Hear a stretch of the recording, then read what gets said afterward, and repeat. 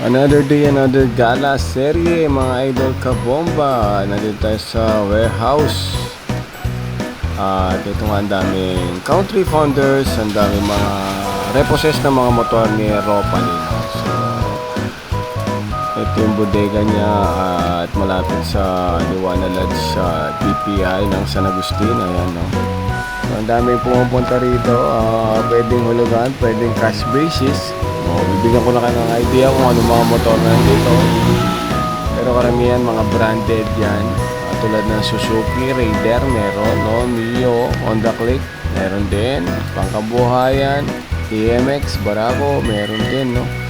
So, pang off-road, may Kawasaki, may Honda. Ayan. So, ang dami. Makakapili ho tayo ng gusto dito.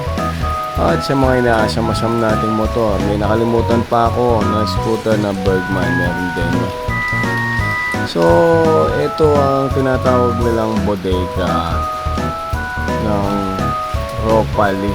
Yan, hindi tayo nagkakamali. May nakakwentuhan tayong stock na konti at naitanong natin bakit ganito karami yung mga sakunan nilang motor. So, ito yung mga hatak daw ng mga motor, no?